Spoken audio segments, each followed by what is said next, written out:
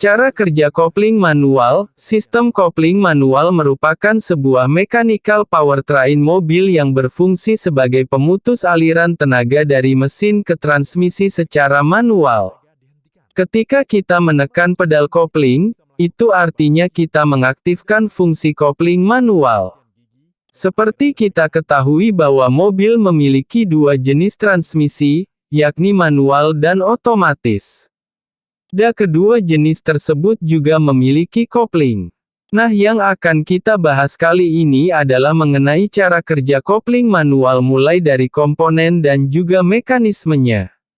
Buat kalian yang mungkin masih belum paham betul bagaimana cara kerja kopling manual, kemudian komponen serta mekanismenya, kami akan memberikan informasi lengkap pada pertemuan kali ini.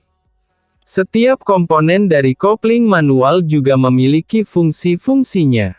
Flywheel, pressure plate, plat kopling, pegas kopling dan masih banyak lagi yang lainnya.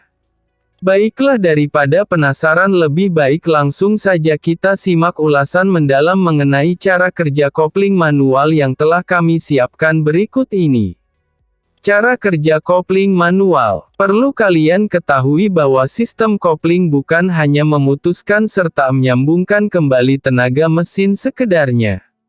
Namun sistem kopling juga harus mampu melakukan kinerja seperti itu dengan halus, cepat dan efisien. Maka dari itu, rangkaian pemutus tenaga mesin ini dibuat dengan sedemikian rupa hingga komponennya terlihat begitu kompleks. Cara kerja kopling manual ini adalah dengan memanfaatkan gesekan antara dua jenis plat.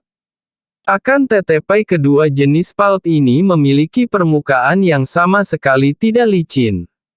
Hal ini menyebabkan dua plat menempel, tidak akan terjadi gesekan, justru putaran dari plat A pindah ke plat B.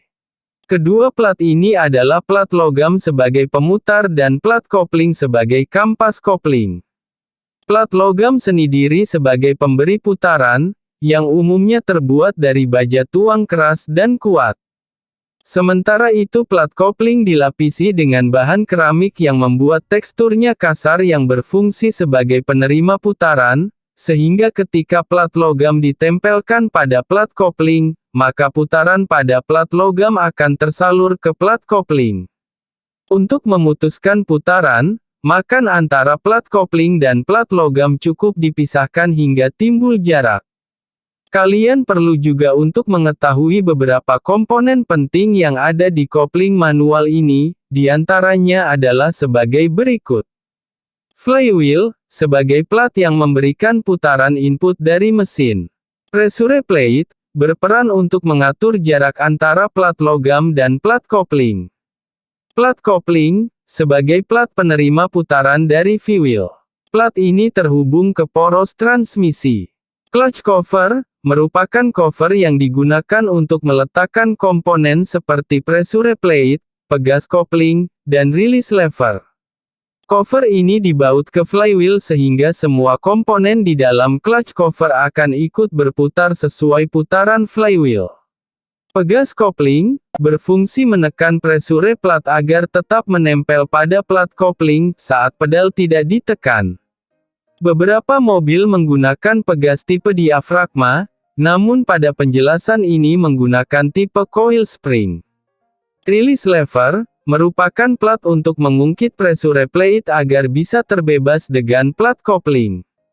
Release bearing, komponen untuk mendorong release lever berdasarkan gaya pada master silinder aktuator hidrolik kopling.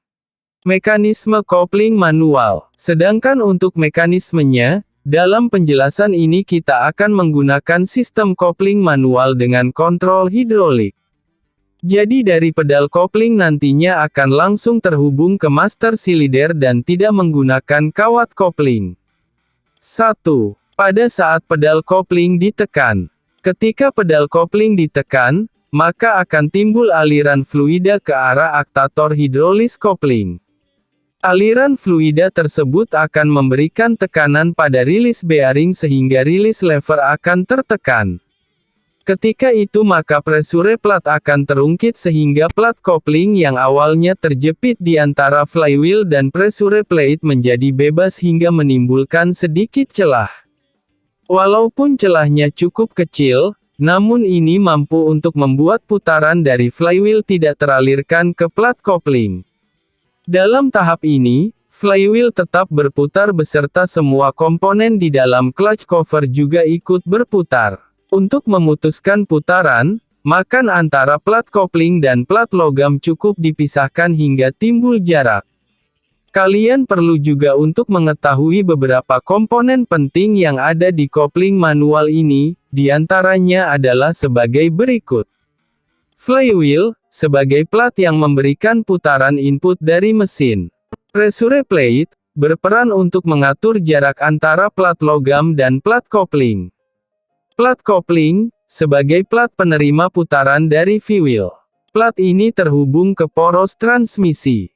Clutch cover, merupakan cover yang digunakan untuk meletakkan komponen seperti pressure plate, pegas kopling, dan release lever. Cover ini dibaut ke flywheel sehingga semua komponen di dalam clutch cover akan ikut berputar sesuai putaran flywheel. Pegas kopling, berfungsi menekan pressure plate agar tetap menempel pada plat kopling saat pedal tidak ditekan. Beberapa mobil menggunakan pegas tipe diafragma, namun pada penjelasan ini menggunakan tipe coil spring.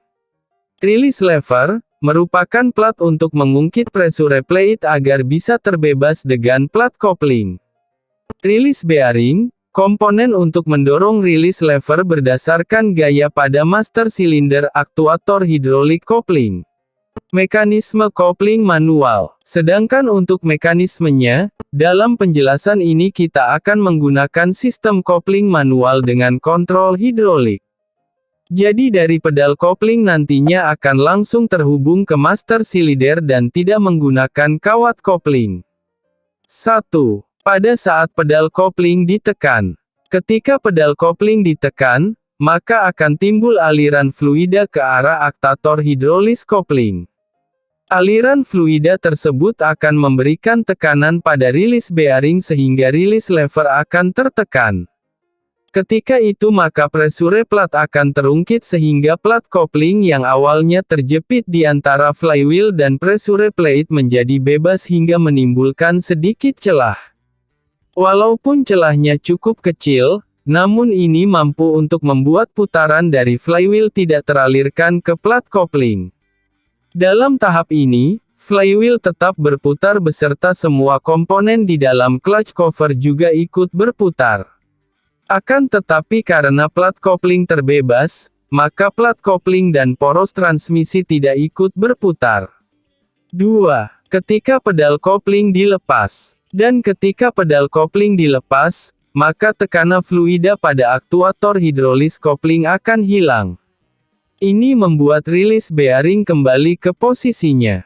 Ketika kondisi ini pegas kopling akan memainkan perannya dengan menekan kembali pressure plate agar menempel ke plat kopling sehingga plat kopling kembali terjepit dan putaran dari flywheel dapat tersalurkan ke plat kopling dan poros transmisi. Nah itulah beberapa pembahasan mengenai cara kerja kopling manual.